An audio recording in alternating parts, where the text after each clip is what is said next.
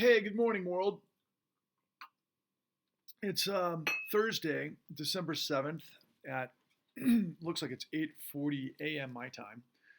And yeah, this truth bomb riff is brought to you by the Convergence. I had a day yesterday that was monumentally interesting on a lot of levels. And I should probably turn up the volume because I think I was talking a little bit low there. Um, Yeah, check 1 2, check 1 2.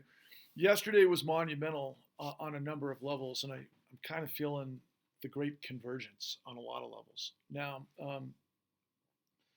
I guess I want to just start with what I think a lot of people are talking about, at least I'm seeing in my morning feed, and many that I happen to just kind of stir the hornet's nest. I kicked the hornet's nest last night after the Republican debate, but I got to be honest with you. I watched the Republican debate last night, not expecting anything, and I was entertained.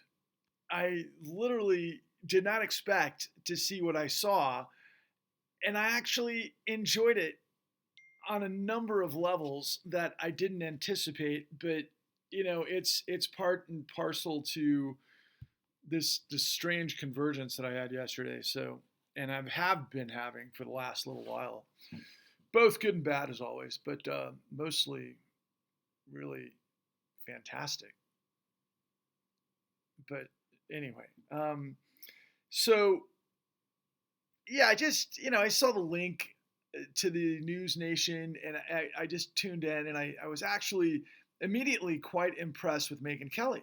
I'm not a big fan of Megyn Kelly, but I kind of liked her dalliance. I kind of liked the way she was kind of bopping and weaving and moving and being a little bit sly and a little bit of sense of humor, but kind of stiff and everything else. But all of these personalities for what I would otherwise deem just completely obnoxious and up gut chucking, puke Republicans that I'm not a fan of at all, or the entire Republican Party, or for that matter, MAGA.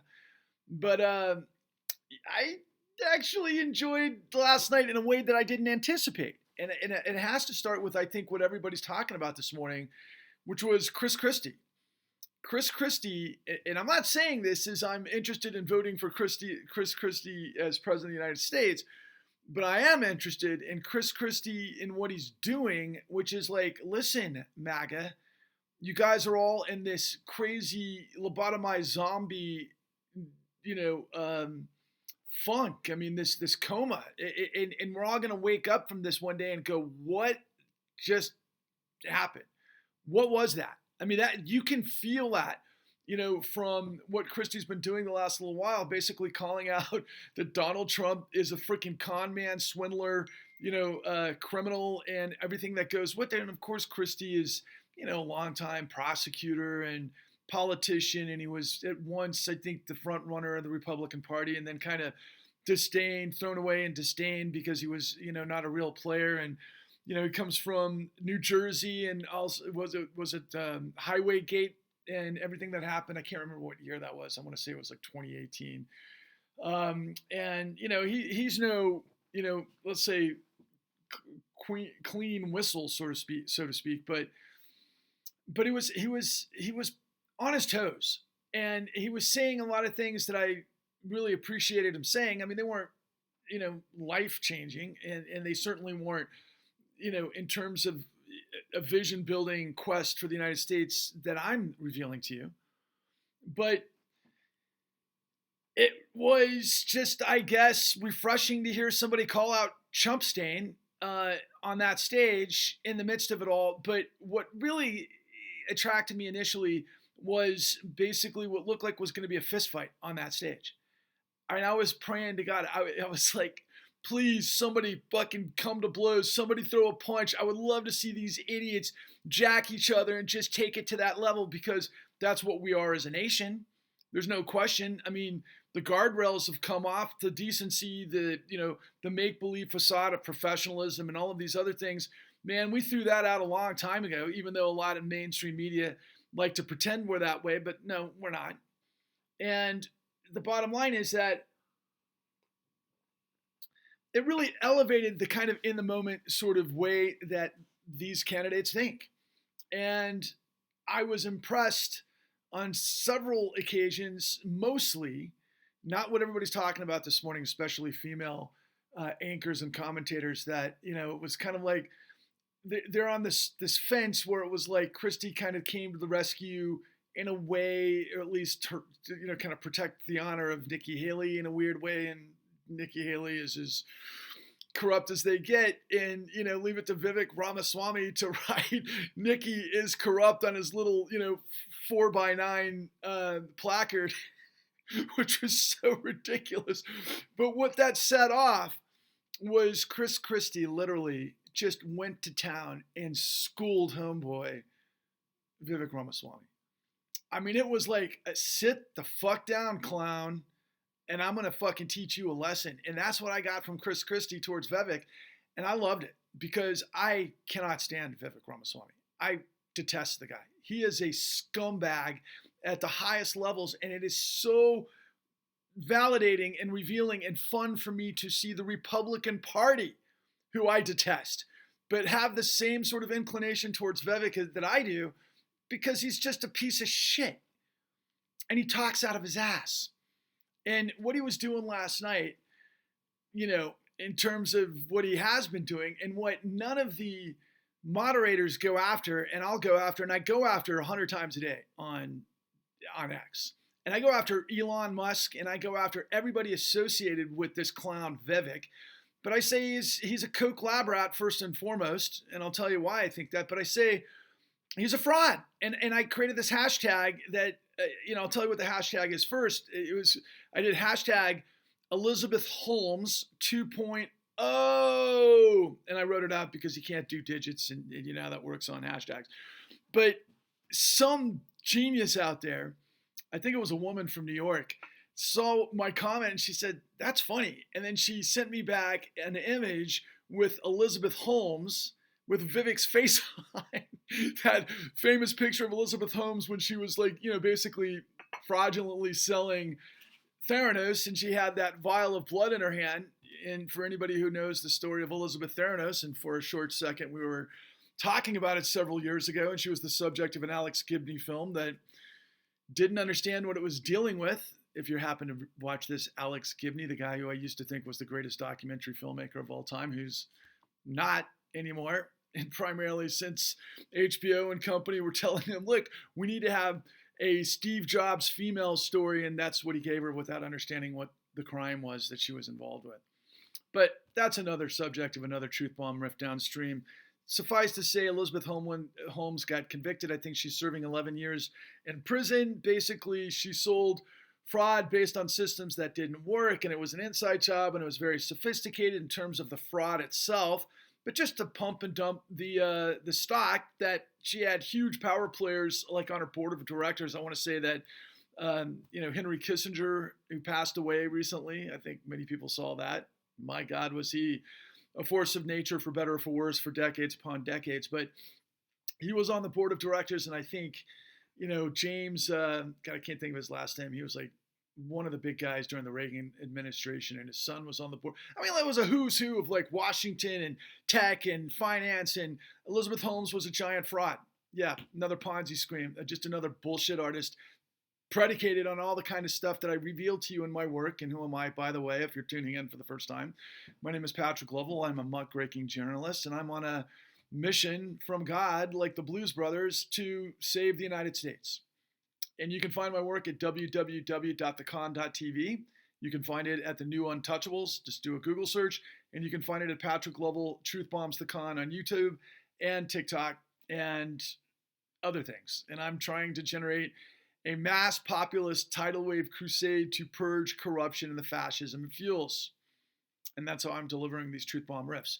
And, contrary to Vivek Ramaswamy and his followers, who I go at it with every day on X, and I have a blast doing it, because I've been calling out Vivek the whole time for being just a complete full of shit con artist that, like I said, talks out of his ass.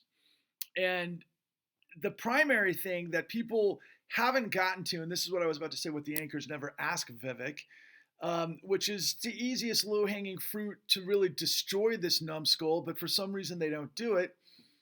I can only imagine why they don't do it, but Vivek back in 2014 was involved with these trials for this Alzheimer drug that he was able to manipulate because of his mom's involvement in what that meant with the board of directors, and he was able to hyperinflate a stock that he was able to cash out, I think 600 million, and then after the drug didn't pass the third trials, it tanked. 75% of its value just went boom, but that's okay because Vivek, conned everybody and walked just like Elizabeth Holmes did, but not going to jail, but with apparently, I think it was 600 million or something. And then he threw the money into this. They're both very difficult names, the pharmaceutical drug that followed, and then, of course, the Alzheimer drug. But the pharmaceutical company he got involved with, it was another, apparently mismanagement disaster that has absolutely bleeding cash like crazy.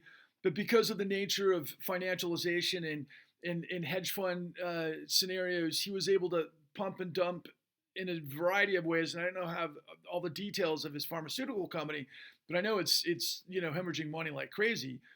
But apparently, because of the way I think the stock was written and reinvested in companies that are deeply involved and pay, I think, his campaign, come from none other than ESG. The environmental, corporate governance situation from the likes of Larry Fink and Blackstone and BlackRock and some of these other big players that he's all, up in arms about on the campaign trail. And that's where he's getting his money. Now, I also am pretty sure that he's been involved, and I think he's an experimentation of the Koch Frankenstein machine, and I call him a Koch lab rat. And, because of his whole position on fossil fuels and climate change is a hoax, and he's not talking about the science, supposedly, he's talking about the actual, let's call it a political groundswell and what the government's involved with, because he's kind of trying to head off Biden at the pass and yada, yada, yada. And his followers are, like followers of all con men, whether it's Trump, whether it's Vivek, whether it's, I don't know, Helter Skelter, Charles Manson, or, Jonestown, right? Whatever that guy's name was. And my band Jonestown Massacre got into a big fight down in Australia recently that I saw on Justin Hawkins Rides Again. So if you can track with all of that, good on you. But Chris Christie just takes the wood to Vivek, and now Vivek is in disarray. DeSantis, he's a non-entity. God, I hate that guy. When I first tuned in last night, DeSantis was like literally on the bandwagon criticizing Europe for anti-Semitism. Meanwhile, as far as I remember, about 3 months ago, didn't we have a whole bunch of neo-Nazis protesting in front of Walt Disney World based on all things DeSantis? And if you dig into the archives of my Truth Bomb riffs and my most important piece of work, which is called Deception Owns You, which was my Mr. Smith's go to Washington 11-hour filibuster with all of the experts that reveals, among other things, which you can find at Patrick Level Truth Bombs The Con. If you go to the live tab and just click down, it's there. It's been seen about 3,200 times, which if it was seen like 20 million times, we would have changed the world by now. But the situation with DeSantis in Florida was, the guy is the ultimate corporate fascist. Okay? I mean, the guy was in the military. I guess he came out of Harvard. He played baseball. But then he comes into, Florida governance through the same sort of, like, let's say, vertical and think tank that I know Texas is deeply immersed with. And it's like this military, Ivy League / work for the Borg of the far right machine that put, DeSantis in his position. And DeSantis ends up with this, general counsel, actually, it was somebody within his attorney general's office that I believe was general counsel, but that came out of the worst fraud in history that never ended, that leads to Bank of America that literally owns Florida and Ron DeSantis, among other things. So I'm happy to see Ron DeSantis, not polling well and blowing his wad and money and whatever, and maybe campaigning for being considered for the Republicans in the future and how all that goes. But, he's a criminal con artist piece of crap, if there ever was one, talking out of both sides of his mouth, being against anti-Semitism while allowing neo-Nazis to basically, hang swastikas from overpasses in Florida and wind up at Walt Disney World. They're all jokes. And, Vivek was talking about, the majority of the time, and everybody was going after Nikki Haley because Nikki Haley is the front runner, and she's got the support of actually the Kochs, or their, obviously Charles Koch is dead, but their foundation and the money, like I mentioned the other day, like Sheldon Adelson might be dead, but his money lives and works 24 hours a day, as does the Koch enterprises, and has been for decades and decades and decades. And they're behind Nikki Haley. And according to Vivek, she's corrupt. And he pulled out this one thing that I thought was really entertaining. He's like, because, he's Indian, right? And I guess he's probably Hindu, but he's like all in on American nationalism, and sounds like a right-wing Christian Bible thumper to me, quite frankly. But yeah, I guess he's Hindu, and those guys are probably good at dancing. If you've seen any movies like Slumdog Billionaire, or what was it, the Tiger, I guess it was. I think that was it. Yeah, I've learned a lot more about the Indians and their circumstances, and boy, I guess they can dance, right? Not being critical, I'm just saying there's a lot of crazy shit that goes on in India. So, here's Vivek being critical of, because I don't know much about Nikki Haley, except that I guess her background, is highly academic. I mean, both of her parents are extremely smart. She gets into politics, I think, like 14 years ago, and now she's, did the fast track to her position as governor of South Carolina. But apparently she comes from a Sikh background. I think you spell it S-I-K-H, and, that's Indian. And apparently she converted to Christianity. So here's Vivek, who sounds like the full-on right-wing Christo-nationalist, right? Christo-fascist nationalist at that. And he's criticizing Nikki for basically taking a page out of his playbook. I mean, you can't make this stuff up. As they're yelling at each other, and as Chris Christie finally is saying Trump is an asshole and you're all idiots, and I'm the only guy that's going to say it, and so I'll take that lane. Sit down, Vivek. And yeah, he made a fool out of Vivek. And it was fun. And it was fun. And I enjoyed it. So who am I missing? I got Ron, I got Vivek, I got Nikki, and I got Chris Christie. So yeah, that happened. But what I think I wanted to kind of convey, and I wanted to parlay in terms of why, these truth bombs exist. And as I'm starting to pick up some momentum, and this kind of goes back to my opening statement that yesterday was an interesting convergence for me, because I'm always about momentum. I'm a business guy. I've been doing deals for a long time. And when you're somebody like me, when things are rolling, and when you're in a drought, okay? It's like hitting a baseball. It's like getting in the batter's box and swinging and hitting, and, from momentum creates more momentum, and all sorts of things go on.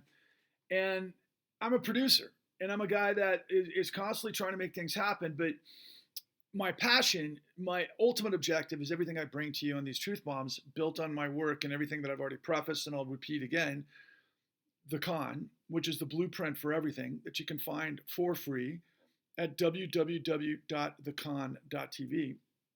And I do emphasize that it's free, not because I'm trying to make you feel cheap or making you feel like I'm doing you a favor because it's free, but I'm just going to say what's true. Is that all the American people buy are lies. And what I learned 13 years ago, and what took me 13 years to go on this incredible odyssey to put all of this work together, that is the machinations that create the largest revelation of the largest criminal conspiracy and cover-up in history that never ended, that leads us smack dab to the answers that I have that nobody on the planet has, or at least is willing to tell you, because the only ones that seem to understand how it exists are the ones getting away with it. And especially not media. They can't even tell you what Vivek is guilty of, and they're not competent enough to take him down or undress him on stage for whatever reason.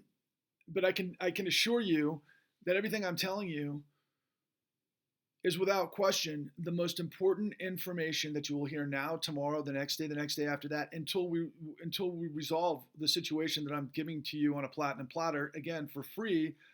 Because the American dream dies where power lies. And all the American people are buying our lives. And I'm the truth sayer. Is this the truth? Like, I'm going to give you a stairway to heaven and I speak for God? No. It's the facts of the evidence of everything that I just said to you in a way that nobody has ever done, that everybody in power, Congress went on the offense to hide, while the Federal Reserve went into the recesses of the shadows to engineer, while the Supreme Court played defense for, which is the entire institutions of the supposed democracy of by and for the people, which I can assure you is not. And so, among other things, I kind of want to pivot back to a point, and I may as well, because, the Republicans, we all know they don't give a shit about democracy. They don't. Neither does MAGA. They don't give a shit about the law or the integrity of law. They don't give a shit about the patriotic revolution that gave us the Articles of Confederation that led into the Bill of Rights and the Constitution and separation of powers. They don't care about that. What they care about is what I think is, for the most part, the Confederate capitalist vertical. Sorry, let's call it the plantation vertical, okay? And it was a very efficient and a very sophisticated model of financialization and exploitation, which we call slavery. And yeah, it existed in the United States for a very long time, until we had the Civil War that really broke the chains of slavery only to kind of put the invisible chains of Jim Crow and, of course, sharecropping, which is the flip side of this, which when I finally got my head around sharecropping in context to what I ultimately became an expert in financial engineering and control fraud and racketeering and inside information trading and all of that kind of stuff. Yeah, this has been around for a while. It's just gotten better. The deviance and the diabolical behavior and complicity with technology. That's all. That's the only thing that's different. And again, that gave birth to a guy like Vivek, right? But going back to democracy, the only I'd say the laundry list of the issues that the Republicans were talking about, they were most concerned about the border. That's this touchstone, turnkey thing that everybody on the Republican side gets really concerned about. Meanwhile, the front runner who's like 40 points ahead, Donald Trump, they're worried about the borders and the openness because Iran and, our enemies can sneak in and have dastardly terrorist attacks and that, people from around the world coming over and taking our jobs and blah, blah, blah, right? Meanwhile, 4 decades of neoliberal outsourcing and everything else has created these, smash and grab bullshit oligarchs around the world that have destroyed the world. And it just created this mayhem because all of the wealth in the world has gone upward based on what I'm revealing to you. So the Republican Party does not care about democracy.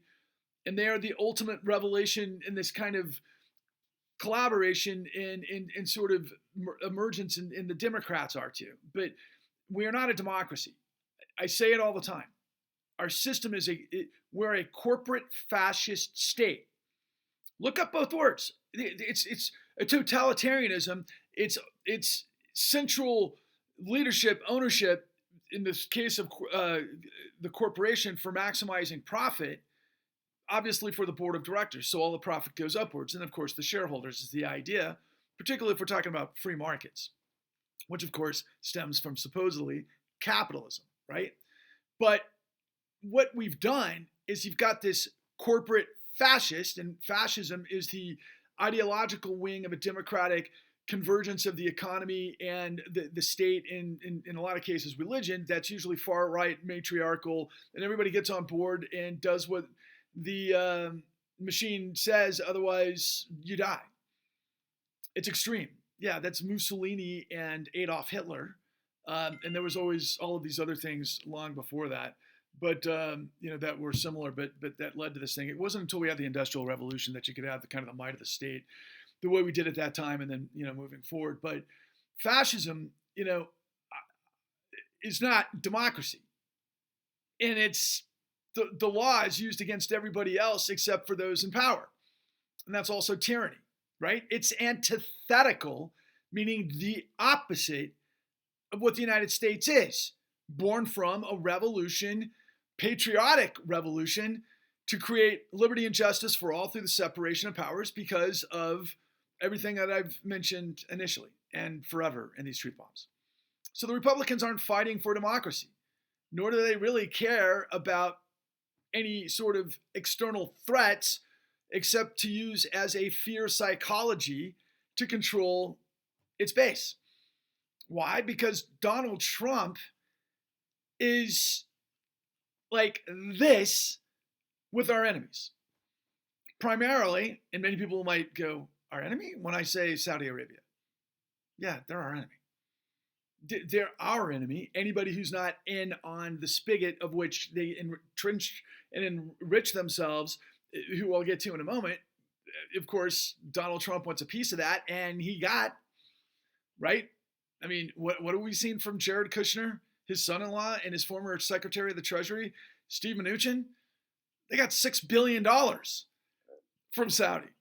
And that doesn't count UAE or whatever was going on in Dubai or the Emirates, who got into 666 Park Avenue, which is Jared Kushner's family's property that they bailed out so he didn't have to go bankrupt. And that's all tied in, of course, marrying into, Donald Trump's right-hand woman, his daughter, and, a lot of people wanted to try to make, Ivanka out to be kind of like a soft-spoken alternative to the Don. She was right there in the mix of everything in terms of what we're seeing in these civil fraud trials. But going back to what the Republicans aren't fighting for and what Vivek is accusing Nikki Haley of in terms of being a, part of the corporate corrupt machine, right? Which she is by working with not only the Koch brothers and their financial engineering and however that works in the dark money apparatus, but also, of course, and Vivek brought this up last night, so I don't know to what degree it is, but BlackRock, Larry Fink. Oh, okay. Well, I guess that means BlackRock's hedging its bets. They're going to win whether Donald Trump wins or Nikki Haley wins, or of course, President Biden wins. They are the Biden administration.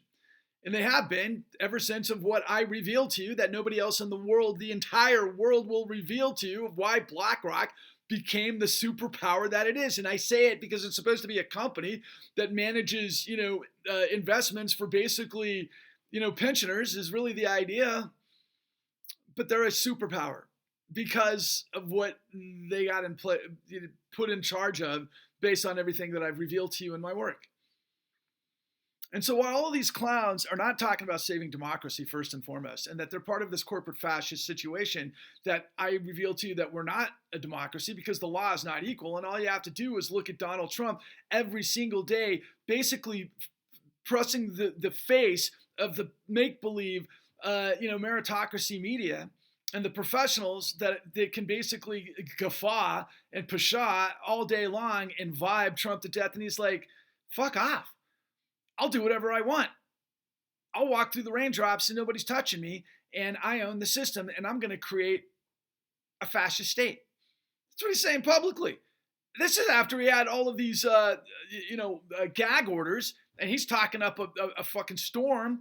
But going back to, being concerned about enemies of the United States, yeah, Donald is up to his eyeballs in Saudi and Russia. Oh, yeah.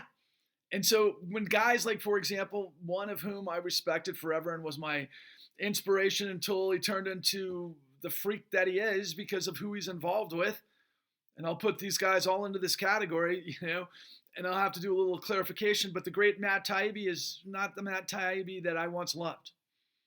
He's something completely different. And when he talks about, for example, Russiagate, and he pshaws and guffaws that as if, are you kidding me? He's talking about Hillary Rodham Clinton and the Steele dossier and everything else. He's not talking about Deutsche Bank. He's not talking about the hundreds of millions of dollars that Deutsche Bank, or billions, had to pay in fines for laundering money for Russia. Who is Deutsche Bank?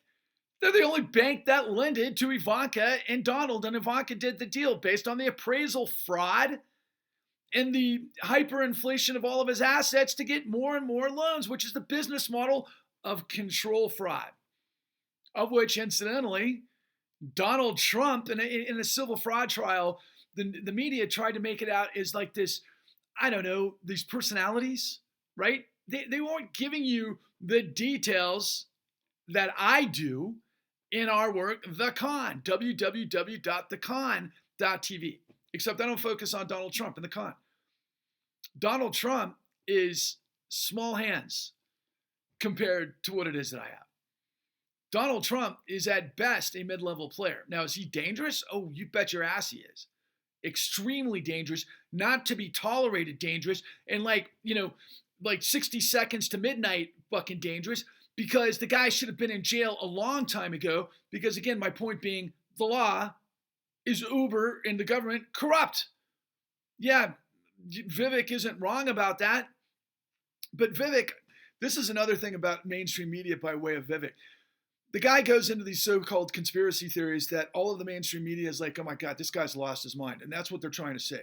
Now, meanwhile, Vivek has lost his mind because he's just listening to his algorithms. He's out there every single day. He's campaigning 24/7. He can't keep track of anything he's doing. He looks like a guy on crack, to be honest with you. And but he says these things like because he's like trying to stick his finger in the wind. He's trying to tap into the guys that I'm going to talk about in a moment that make up the sort of, I don't know, conspiracy of Taibbi, if you want to know the truth. But in terms of Vivek, in his conspiracy, he's talking about January 6th was an inside job.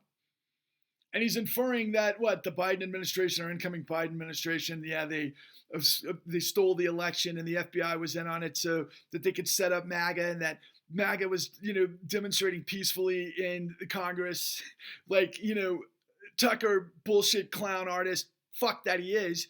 He and his team took what McCarthy gave him in terms of the raw footage, and they pieced together what looked like, that it wasn't an insurrection. Nothing to see here, just like all of the pictures of Donald Trump and Jeffrey Epstein, not to mention Epstein got hung in prison. Nothing to see here, but more importantly, it's hilarious because, look, all of these guys come out of the school of Donald Trump, which I learned in my fraternity a long time ago, and I'm not one of these clowns because honesty and integrity is all that matters to me, and I fight all these goons, and I fought them for a long time, but the formula is lie, deny, switch the blame, and implicate. That's what these guys do. And that's what it's all about. And so the integrity of law, which would mean we are a democracy because we have separation of powers, because, everything has character and, we have to depend on the system. No, it doesn't. It's a corporate fascist state, most importantly, undergirded by a criminal syndicate. What is the criminal syndicate that I'm referring to? Our financial system. Is it capitalism? No. It's a corporate fascist system undergirded by a criminal system, a syndicate that uses, and this is drumroll please for all of you Republicans out there, particularly Vivek Ramaswamy, who's, on the receiving end of this stuff as well. It's socialism. Hit the gong. Like Monty Python, hit the gong on the face of Mad Magazine. Hit the gong, man. Yes, that's the trick. It's socialism for the top 0.001%, which is a crime syndicate. How do I know? It's my work. It's what I spent 13 years getting these answers that the FBI, the DOJ, the SEC, the AGs around the country, and most importantly, the Department of Justice didn't reveal because of corruption. And we got to put that on Obama and Eric Holder. Oh yeah, that was their fault. And there's a lot more to it. But what does it reveal? What am I saying? It's a corporate fascist system undergirded by a criminal syndicate that uses socialism, that loots from the Federal Reserve, that a lot of people are a little confused about the Federal Reserve, and it's easy to understand why you're confused because I was confused too for a very long time, because there's mandates, there's the creation of the Federal Reserve, there's the 1913 Act, there's what happened, ever since, particularly the Great Depression, and what the whole purpose of the Federal Reserve and who the Federal Reserve is answers to, which is Congress. And Congress is supposed to answer to the American people, but do they? No, because of what you don't know. So this is the most amazing thing to me. Okay, so I'm involved with my colleagues in this effort to create what we call the Clean New Deal. And one of my colleagues is this great guy, this engineer, this guy by the name of Dan Schaefer. He lives in Missouri. He's just a smart guy, really, really cool, clever guy. And I'm so grateful to have met him. But he's been really experimenting with AI. And he was showing me, he did this demonstration about how AI works. And like most people, I was like, oh my God, AI. Because what I've seen of AI is kind of like, I don't know if you happen to see the latest Indiana Jones film this last summer, but they basically had Harrison Ford from like 40 years ago, right? Sorry, I got to probably adjust. Don't know which. Have you ever heard the Grateful Dead song? Sometimes the lights are shining on me. Other times I can barely see. Lately it occurs to me. What a long, strange trip it's been. So the situation with the AI was they made Harrison Ford, look like he was 30, right? It was a little ridiculous, but because of the actor strike and the writer strike and everything else, you find out that they can create scripts and movies and they can make actors look like the actors that we pay money to go see, and they don't have to pay the actors. They don't have to pay the writers.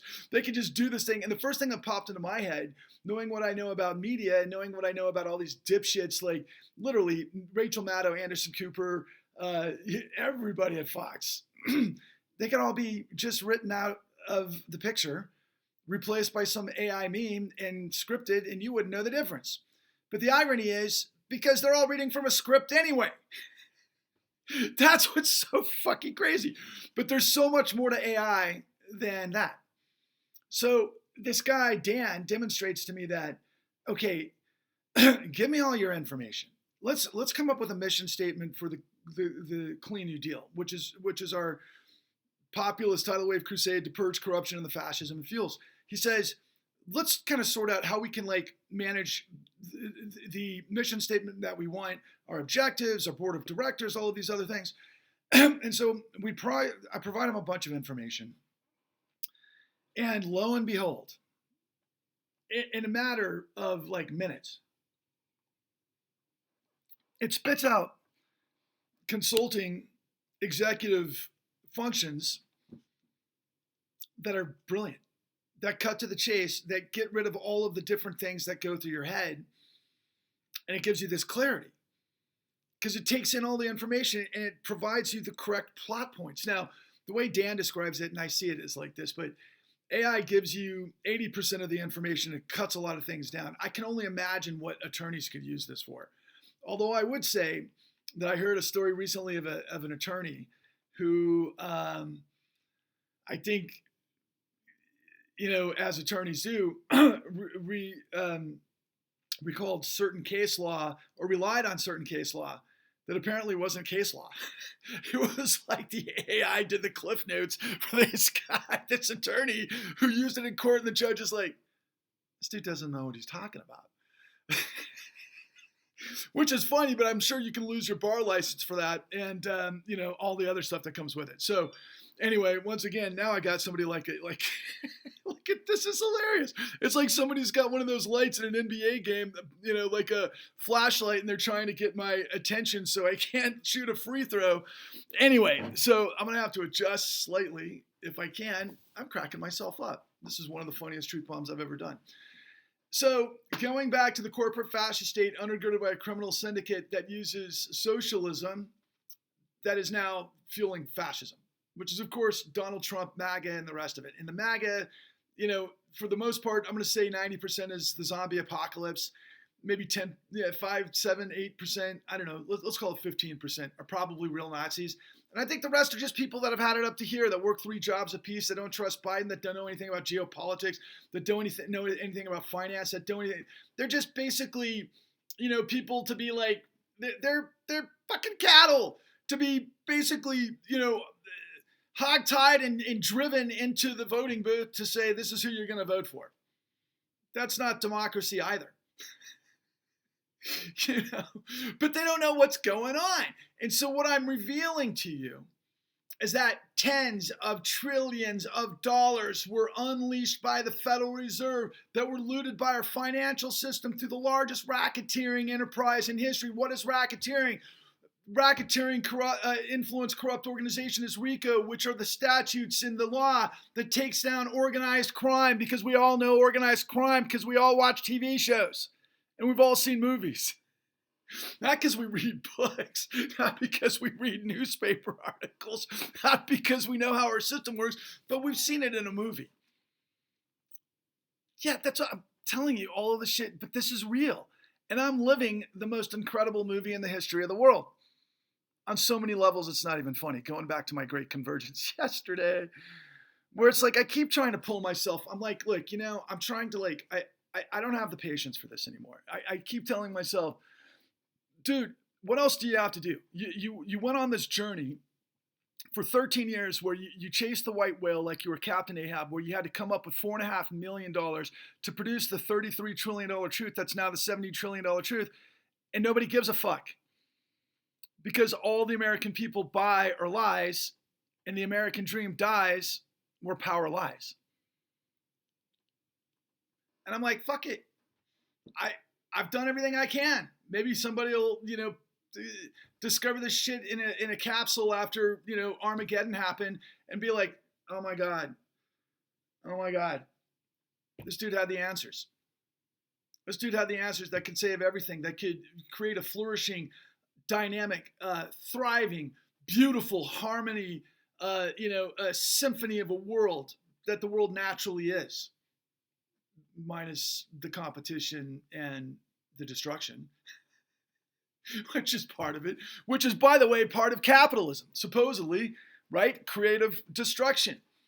And I keep telling you, we're not a capitalist country because it's socialism for the rich, for the criminals, which we're able to do that through the largest smash and grab in the history of the world because the law didn't work, which I'm revealing to you, which is why I'm creating this movement to create the Clean New Deal, and yet nobody's listening.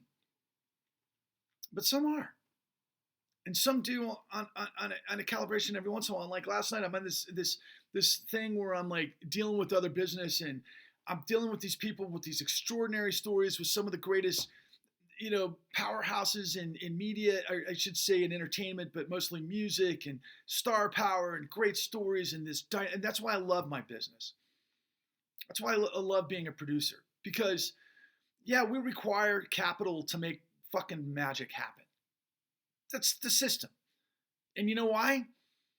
Because if you had to, for example, live in your own house that you had to build with your own hands, and you had to create your own energy and your own sustenance and your own clothing and everything else, there'd be no time to make glorious pieces of art that affect people in theaters to where we could all look at our society and go, oh yeah, there's a better way to do things. Oh, I can relate to that. Oh my God, this is what gives me inspiration for life. Oh my God, life is worth living. There's so many wonderful things that come from the craft of production, and I am so proud to be a producer. I truly am. I'm not a presidential candidate, although I'll pull my knowledge against every presidential candidate in that Republican field. I'll put it up against all things Biden. Yeah, do I prefer Biden over Donald Trump, given all the things that Donald Trump is, going back to him playing ball with Saudi Arabia and Russia and all of these clowns that I didn't finish my thought about? One of my heroes who's turned villain, Matt Taibbi, he did exquisite work. Like I like to compare it to Led Zeppelin, which is interesting, because I'm dealing with some Led Zeppelin scenarios, which is kind of peculiar, all things considered. I find that I've been doing that a lot with these truth bombs recently. But Matt Taibbi has been in this clique, let's call it, that features Russell Brand, who I used to think was a genius because his linguistics and his verbal skills and his dexterity of his mind. But it just, in the end, he's an idiot, honestly. Or he's being punked, or he just doesn't get it, or he's just over the top and just lost in all of these algorithms and these clickbait, like it was, smack for him back in the day, because I know he had drug problems, so maybe that's the deal. But he's really a buffoon. Matt Taibbi's not a buffoon, but Matt Taibbi is playing ball with Russell Brand. Why? Because big audience and that sort of thing, and they kind of put this together a while ago, and that includes Glenn Greenwald. I used to really respect Glenn Greenwald. I don't now. Not remotely. Jimmy Dore, God, I can't stand that guy. And then there's others. I won't even bring up their names. But the reason that I have hyper problems with the aforementioned here, in addition to Robert F. Kennedy Jr., is they all bootlick Tucker Carlson. Tucker Carlson is a lying pig. He's a piece of shit worm. I've said publicly, I would love nothing better than to get in the octagon with him. And I've issued the challenge to Elon Musk. I've issued the challenge to Joe Rogan. You know, I've said, put me in the ring with Tucker. I'll beat the ever living shit out of the guy. And oh yeah, I offered. You know what? I'll give you a twofer. Give me Vivek Ramaswamy at the same time. And then at one time I was like, you know, I bit off I took a bite out of the apple. I said, and you know what, Elon, that goes for you too. You were picking a fight with Zuckerberg a couple of years ago, or whenever that was, and it never happened for whatever reason. And I thought you would have probably lost against Zuckerberg. And quite frankly, I don't like Zuckerberg. But I was like, you're an idiot. But the one thing that saved me, because I've been a fan of Elon for years, and I just can't stand the guy ever since he bought X. But he was on, you know, another clown that I can't stand, who's the ultimate expression of the Borg. But, you know, what's his name? Andrew Ross Sorkin of the New York Times. You know, in the interview with Elon Musk, where, of course, everybody in the 24-hour racket got to see Elon Musk saying to the power of advertisers, go fuck yourself. There was a lot more said in that interview than go fuck yourself, even though I knew where he was coming from, and I kind of understood where he was coming from, and I also think he manipulated where he's coming from.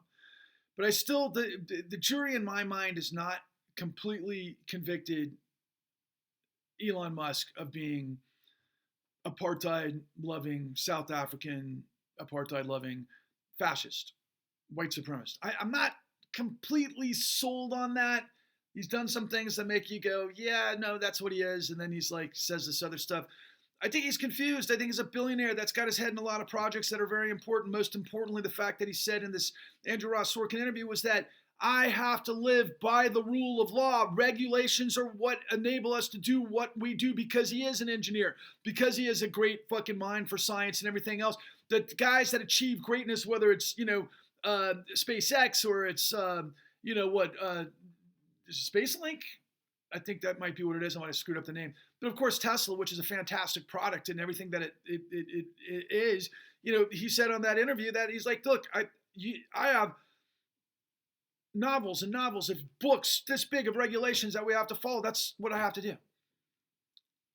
So I don't think Elon fully understands what world we live in. I don't think Elon fully understands, although I could be naive about this, but I don't know if he has enough time to really delve into it.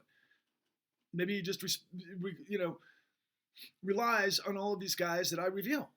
You know, that made him the richest man in the world through this financialization after they tried to short him over and over and over, and he wasn't profitable until he was, and then because of all of the front running and everything else, and then people that got fully into it for all the right reasons. But it's like, yeah, Elon's the richest guy in the world, and you know what? He's got his mind on Mars, and he's got his mind on things that I've had my mind on for as long as I've been a teenager through my adulthood, which was all things life, the universe, and everything. I'm a big thinker like that. You know, I'm not a genius, but I love that stuff. And I love to think about that and the mountains and the deserts and the oceans and, you know, what are we? And the earth, you know, spends 365 days, or 24 hours a day, 365 days a year around a huge, you know, nuclear reactor that's made a specific way that has this gravity and this immensity of this universe that has, you know, infinity and beyond. And I highly recommend you to read Hitchhiker's Guide to the Galaxy. And if you get through that, which is a very easy read, and you get to the 42, and then I want you to look at James Webb, the telescope that just looked in the deepest recesses of space to reveal that there's a question mark. Douglas Adams would have fallen out of his chair, as would he have if he would have just seen the political insanity that we're all in the midst of. But to close this up, look, guys, Robert F. Kennedy and Elon Musk and all of the guys I just mentioned on this last part of it, they're all bootlicking Tucker.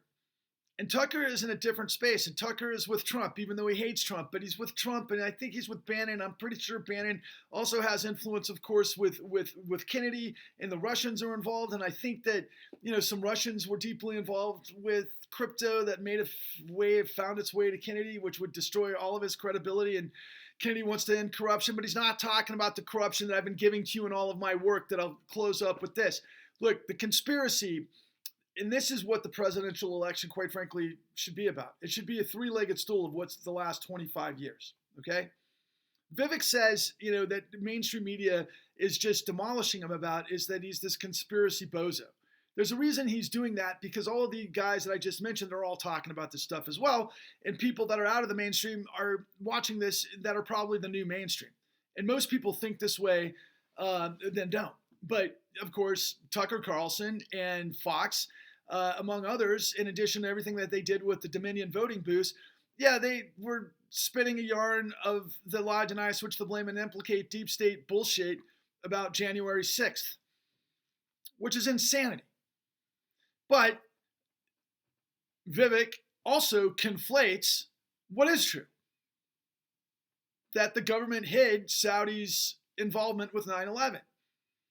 Yeah, it's public information. I was watching Dana Bash interview on CNN last night, Vivek, and she brings all of this stuff up, and yet she doesn't go. She's like, "You're talking about conspiracy stuff. This has all been debunked. What are you doing?" I mean, it's deep dive, and she's trying to blow his credibility, which she does, but she's focusing on January 6th, and she doesn't go anywhere near 9/11 in Saudi. Why? I'll tell you why. And in a concurrent interview on DealBook, which was the Andrew Ross Sorkin, summit that happened a couple of days ago with Elon Musk and, more importantly, Jamie Dimon from Chase, which is involved with all sorts of manner, shape, or form of what I'm revealing to you. But, for the uninitiated, Epstein.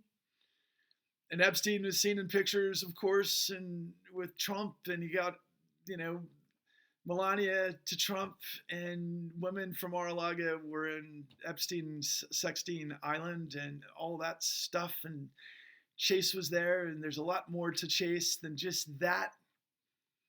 But oh yeah, Donald was in the mix of all of that stuff. And the conspiracy of Saudi. Yeah, 15 of the 19 hijackers were from Saudi. But all of the cells, we knew where they were in the United States. We knew where they were training. We knew who was funding them. They were getting their funding directly from the wife of the biggest money front guy, during, let's say, the late 80s through 2010, whose name eludes me at the moment. Guy was just top of mind for decades and decades, quite frankly, or decades at least. Because he's also a huge shareholder of Fox, among other things. His wife was providing the funds for all of these sleeper cells to exist in the United States. And yeah, we knew they were here. And we knew what they were training to do. We didn't know they were going to hit the World Trade Centers, particularly, although Tucker Carlson happened to show this Alex Jones clip of 4 months before, where Alex Jones was spinning yarn about how somebody could fly airplanes into buildings. And you know what? Yeah, a lot of people were thinking about that back in the day. And I can tell you right now, the CIA and specific groups had done a lot of investigating and research into what would happen if that would happen. And so, yeah, our intelligence agencies were very well aware of the opportunity or possibility of flying our airliners into buildings. And oh yeah, they really understood bin Laden, and they understood what he was doing and where he was doing and what he had his money from, because they were all involved with bin Laden going back a very long time, as was, of course, their attachés and friends in Pakistan, which is where bin Laden ended up after Tora Bora, and there's that. But we knew where the hijackers were, and we knew how they were getting paid, and we knew they were in our country, and we didn't send them back. And oh yeah, by the way, after 9/11, every maybe Saudi royal member was flown out of the United States while all commercial air traffic was canceled. But the Saudis could fly away, thanks to George W. Bush, but probably more important, Dick Cheney, who I consider Darth Vader, 1.0. And ironically, Vivek called out Darth Vader 2.0, Larry Fink, yesterday, who is the CEO of BlackRock. But the conspiracy that they poo-pooed was January 6th and all of these other things to discredit Ramaswamy, who discredits himself every day and who's a fraud. They don't bring up Elizabeth Holmes and his operations of front running and hyperinflating and all of those machinations of financial fraud. But they're going to bring up January 6th because that's their deal. But I wanted to come back to the other interview that I didn't mention that was on the on DealBook was Dave Zav. I want to say it's Zaslav. Why can't I think of Zaslav? David Zaslav? Yeah, the CEO of Warner Brothers. Yeah, the CEO of Warner Brothers in that interview. And Warner Brothers, one of the greatest creations of a Jewish family in American history. Yeah, the Warners, right? That studio, that glorious studio that has given us some of the greatest movies and experiences in the history of Hollywood and the war. And yeah, they played a huge effort in the great propaganda of patriotism to fight the Nazis. And oh yeah, I'm damn proud of that. In fact, I aspired to be a studio chieftain when I was young. But yeah, I'm a producer, right? So I'd be in the process of what I'm in the process, a latecomer, and there's a lot of great things going on, which should require all my time. But I'm spending all of my passionate time on this because I've got the largest revelation of the largest criminal conspiracy and cover-up in history that this guy David Zaslav tells Aaron Ross Sorkin, both Jews. And by the way, I'll throw a couple of two other Jews in there. And I'm Jewish, by the way. So when you hear me say this, understand that I'm a Reformed Jew, not a religious Jew. I'm more spiritual than religious. But I'm into it for the matzo ball soup, the deli sandwiches, the pastrami, and the corned beef, and the humor. I grew up with Mel Brooks and Larry David and so forth. But yeah, I'm more like into the music as well because I'm part of the culture. And my tribe would be everything from the Beastie Boys to, Jane's Addiction and Perry Farrell and quite frankly Geddy Lee of Rush and many others. There's so many brilliant, artistic, creative Jewish people that are fucking genius that have brought so much joy to the world. And yeah, we know business too, by the way, which is good or bad because David Zaslav, another Jew, right? He gets asked this question because Steve Mnuchin and Jared Kushner are completely up the ass of Saudi, and they got $6 billion, which, indicts and implicates Trump for treason, as far as I'm concerned. And that's why Saudi should be one of the most important, quite frankly, talking points of this 2024 election, but it's not, because all we think of Saudi is the swing producer, and as long as our oil prices are low, you know what? The U.S. is going to do what the U.S. does because our whole system is predicated on it. But David Zaslav says, because he's asked the question, could possibly a deal be on the table to sell this incredible Jewish creation, Warner Brothers, which is some of the greatest work in the history of the world, and sell it to the Saudis?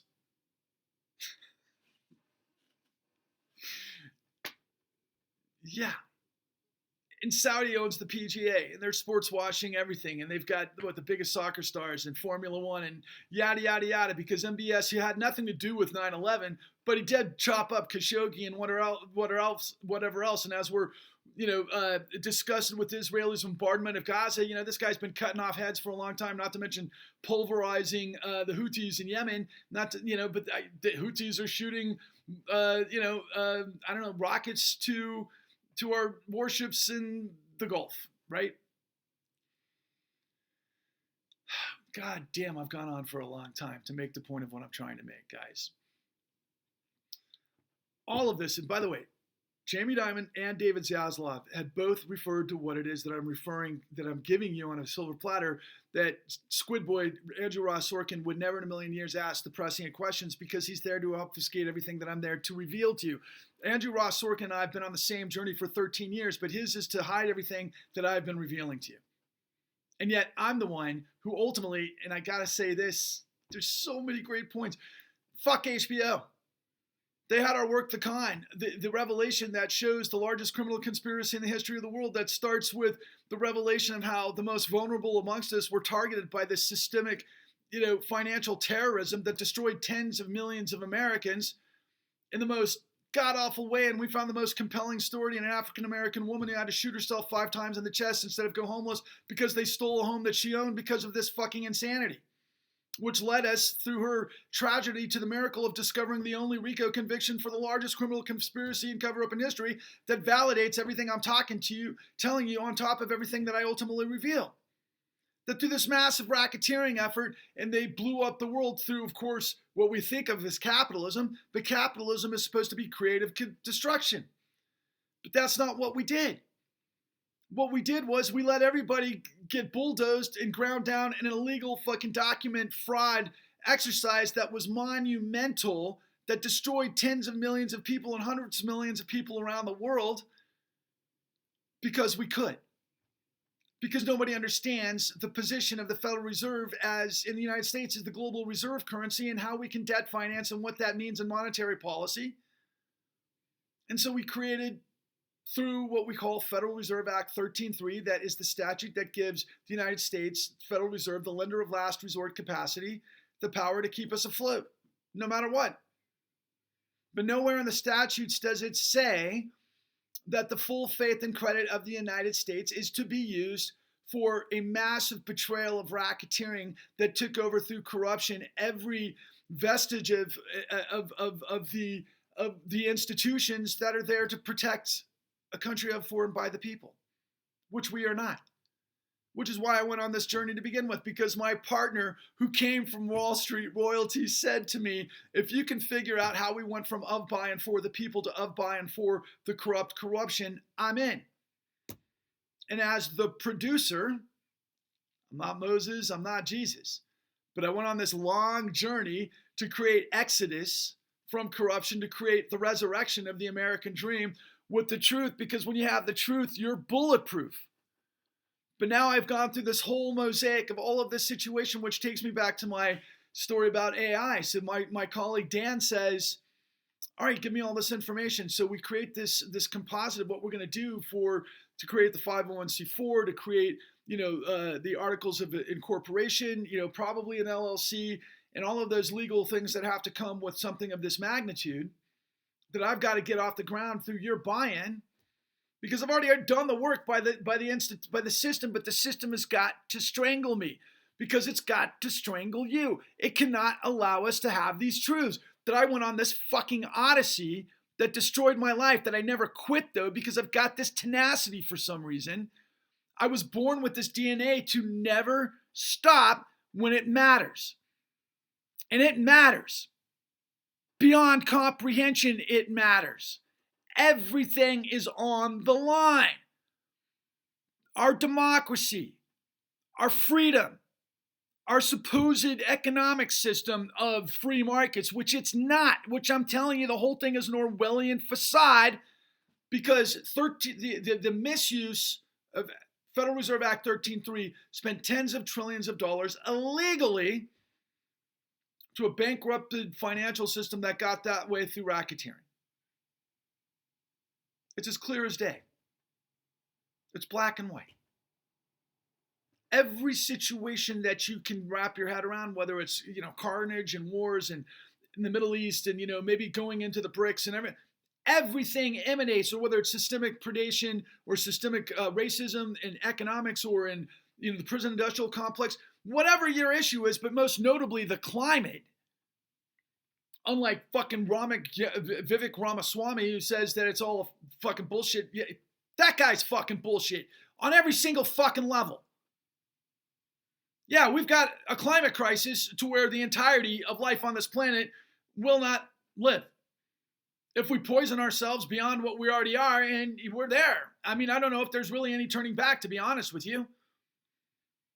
We've pumped so many emissions in the air over 100 years, and what we've done to the environment, and it's so easy to be able to see the numbers because of how long we've kept it, but we understand through science, what the climate was doing thousands of years ago. We've done in a nanosecond what Earth processes sometimes take tens of millions of years to do. But we're a species that's got a brain, that has logic, that has reason, that has the ability to do miracles and unbelievable, technological breakthroughs and all of these things, that if we could unify, and if we can understand the corruption that's got an iron lock on everything that we are because of the information that I'm giving you that nobody on earth will give you, because I'm the only guy that has the information soup to nuts that will ever tell you this. Compare me to everyone who's in the campaign. And I'm not running for president. I'm creating a civil rights-like movement to purge corruption and the fascism fuels. And I think that there are other people that we might be able to get in the presidential game as a late ticket entry if they understood the truth and the gravity of what we're dealing with against the facade of this distortion, distraction, the echo chambers, the manipulation, the lies, and the diabolical deception that makes us want to believe that we're about to lose our democracy, which doesn't exist, or our free markets, which doesn't exist, or our safety, which doesn't exist. What we have is tyranny. That's what this is. And we were born out of the misery of tyranny that gave us these opportunities in order to form a more perfect union. And we as a culture, as a time period, as an era, have fumbled it unbelievably. And our society is so unbelievably naive and stupid or gullible or complicit. I always say that there's two columns of our soul. And I learned this on my journey. You've got character, integrity, and dignity versus hypocrisy, duplicity, and complicity. The greatest trick the devil ever played was to convince the world he didn't exist. I'm showing you the devil in all of its manifestations. And if you want to go jump to, any sort of religious sort of projection, oh yeah, a lot of people are talking about, Armageddon and, the second coming and, all that goes with it. Yeah, that's what we're doing. We're going to defeat the wicked. And we're going to paradigm shift to get us to, hopefully, Star Trek, honestly, to where humanity exists and coexists. But we can't do it on a global scale, and quite frankly, until we get it right in the United States. Why? Because we're the indispensable nation at the moment. We might not be if the BRICS countries go off, the American dollar's global reserve currency, even though they all bilk it and they all depend on it, and the corruption is what guarantees them too. And this is what the CIA has been up to forever. And ironically, all of this stuff, not only does it lead to BlackRock, which, Vivek and what I mentioned earlier today, but it leads to Kennedy. Because Robert Kennedy started his campaign talking about how the CIA, got away with murdering his uncle. And I think he's absolutely right. And I know a lot about that stuff. I'm sure there's even more. And we've gotten revealed more stuff recently, especially from the bodyguard that was, firsthand account, and it finally said, yeah, there was no magic bullet. There was 2 shots. And yeah, there's more. But Kennedy doesn't realize, at least not publicly, but I'll tell you, that the law firm that was on the front end of making sure that what they called the consortium, not to what's the word I'm looking for, if you're thinking about intelligence and cloudy, it was a little short on getting us not to understand. I mean, when they call the consortium, I mean, the too big to fail banks, or what he was referring to, was the consortium that were the beneficiaries of Federal Reserve Act 13.3, spending tens of trillions of dollars illegally into the system that was bankrupt and corrupt from racketeering, that ultimately Sullivan and Cromwell put the deal together. Who's Sullivan and Cromwell? They're the law firm that created the CIA. I shit you not. So why am I breathing free air? Well, because they don't think I'm a threat. Maybe they'll take me out if I can get tens of millions of you to join me, because my call to action, my Battle of Evermore, or whatever the great battles in the history of the world are. Maybe this should be our, Gettysburg. Is that if you, me, and everyone you see who isn't a Nazi, who champions, and I mean that, who champions dignity and decency and integrity and liberty and justice for all, in pursuit of sustainability, beauty, and harmony. If we come out of our silos, like the great J.R.R. Tolkien that said that evil can only be defeated by the small things. If we all come out of our silos, if the clouds part and the Red Seas part, and you see me standing there with the largest truth in the history of our lifetimes and possibly the largest in the history of civilized society, because of technology and the way things can happen as fast as they happen and the population and so much more in terms of the complexity of how this whole thing operates. If you can see the forest for the trees, because you understand what I've been trying to tell everybody the whole time, that this is nothing but the emperor's new clothes on really bad acid. That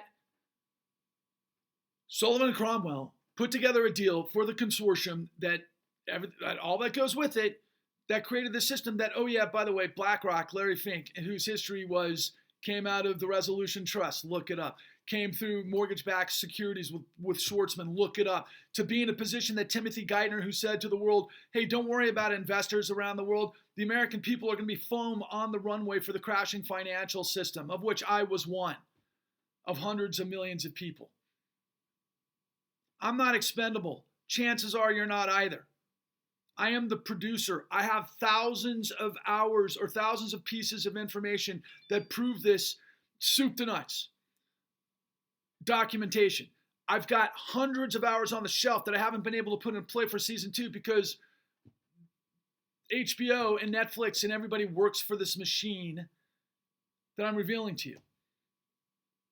Yeah, in addition to comparing me to Moses and Jesus, which I know is ridiculous, but a lot of people can, relate. My journey is Neo in the Matrix, quite frankly. Or even to my favorite film, Indiana Jones and Raiders of the Lost Ark, because I discovered that they were digging in the wrong place. And I put it all together because I got the full story. And oh yeah, the entire arc of Game of Thrones is what I've been in the midst of the whole time. And yeah, I've been through the ringer, man. I haven't done a walk of shame because I don't have any shame, because I've got nothing but the power of the truth. But I have been in the mud bog of hell that destroyed my life, but I'm still carrying the $33 trillion truth on my back, which is now the $70 trillion truth, and I need help. I need help to pick it up. And so my call to action is, we're going to create this movement, the Clean New Deal, and there is no time to waste. We got a year till the presidential election. All of this has to come to bear before we descend into fascism, first and foremost. That's not a possibility. Failure is not an option. My last name is Lovell. Jim Lovell, through Apollo 13 and the geniuses at NASA, pulled off the impossible because failure is not an option. That's how we have to think about this situation. And unless we're all going to come to the streets at once and defeat the greatest army in the history of the world, through violence, which will never happen, and which I don't want to happen, because I like the power of the United States in the hands of those that have integrity. But I don't want to go spreading democracy around the world unless we have it at home. And the way we got to do that is, I'd like to convince everybody that do serve in the armed forces that I'm fighting for you, and you should fight for me, and same with police, because I know there's a lot of great people in all of these organizations. There's always a percentage that go to the dark side, and that's fine. That's how it goes, right? But that's the whole battle that never ends. And so the Supreme Court of the United States back in 2011, 2012 said, that we're going to enable Citizens United, which is to allow dark money to control our system. And what we've seen over the course of the last 15 years, because of what I'm telling you, is that all of the billionaires spend billions to loot trillions because of this system, and they own the Supreme Court. We know we've seen insane corruption in the Supreme Court. They own Congress. We've seen corruption. It goes both ways, both parties. And we've seen it in the administrative branch, and of course, both political parties and their president. And oh yeah, did I mention that Obama's the reason all this shit went down? I mean, he was the one who covered for it. He certainly could have stopped it when he had the people's mandate, when he had change we could believe in, when he had a tidal wave crusade himself, which, basically gave him the people's mandate to create a new deal then. But he chose to go with the bad guys. And boy, did he get paid. Let me tell you. And so did Holder. And they made Trump inevitable. We're fighting a two-fight war against all of this. And so, final statement: if you, because we had the original 13 colonies, and because there's 13 steps on the pyramid to the eye of Providence, and 13 arrows and stars for the original 13 colonies, and all of the symbolism which I've learned through my journey, believe also that means the principles of God, as well as revolution and harmony in the universe. So yeah, there's all of that. 13 is the number to all of you Swifties out there. Yeah, good on you, Taylor. I love you. And I'm a big fan of Travis Kelce. Yeah, 13 actually is way beyond what our friend Taylor has been talking about. But maybe there's a reason that 13 popped up in both Taylor and my life right around the same time. But I'm asking millions of you to absorb our work, to come on board, to invest $13 in a tidal wave crusade to purge corruption. Because if you can find 13 in your budget for the month, where you do HBO and whatever you get ESPN on, and Disney, and your Spotify, or whatever the case it is, if you can find $13 and you can contribute to us, and you can bring 13 people in, we're going to give you a t-shirt that has our hashtags. Truth bomb is, when you have the truth. Well, let me start from the beginning. Failure is not an option. Rise, war, revolt. The Clean New Deal. When you have the truth, you're bulletproof. It's not rocket science. It's racketeering. Onwards and upwards. And $13, that's it. I don't want anything more than that. If you want to give more than that, God bless you. There's other ways we can do things as well. But the $13, if there was literally over 150 million people that got smacked during the great financial crisis that still don't know what the hell happened. If we could reach, 13 million, I've done the numbers before. 13 million people at $13 is $169 million. We could do what my vision is to take this truth to the American people on a national barnstorming tour that's like Lollapalooza. And we take it from the Northwest to the Southwest, all throughout the West, the Great West, the Midwest. And then we land in Washington, D.C. under the gaze of Abraham Lincoln, who his generation laid it out all on the battlefield, especially Gettysburg, when he wrote the address, right? That a nation of, by, and for the people shall not perish from this earth. We got to get millions of us to Washington, D.C. to prove that we're willing to fight, and we're willing to do what needs to be done to come together with the truth and overwhelm the ocean of madness and lies that have all got us by the balls. We got to turn the tables. I'm not expendable. Chances are you're not either. Can we do it? We need artists. We need software developers. We need geniuses of all shapes and flavors that believe in dynamism, that are willing to come out of their silos and their specific issues to work with those of us that understand that nothing can get fixed on this planet, given the urgency and the crises of that we're in the midst of, without us first understanding the corruption and the betrayal that got us here. And also the physical numbers that a tiny, tiny, tiny few have gotten away with since 2009, which by my count is north of $70 trillion. There's 1,000 billion in a trillion. The world's richest guy, Elon Musk, is worth 250 billion, give or take, 30 billion on a day, depending on market fluctuations.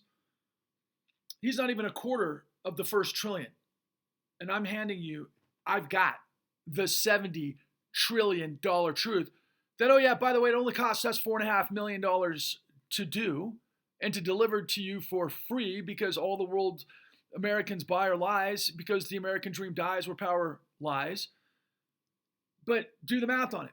357,000 of you would have to contribute $13 to match what we already did.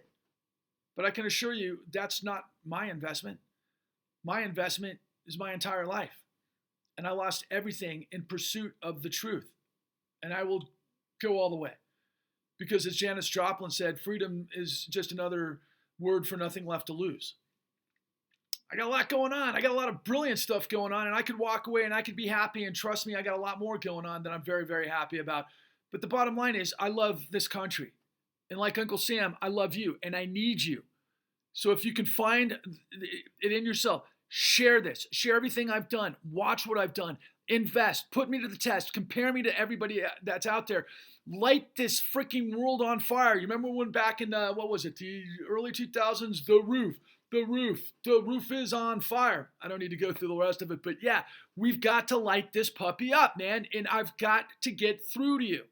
So if you, me, and everybody you see who isn't a Nazi, who believes in liberty and justice for all, through dignity and decency and everything else, and I already gave the spiel, we got to come through, because all of it is in effort to,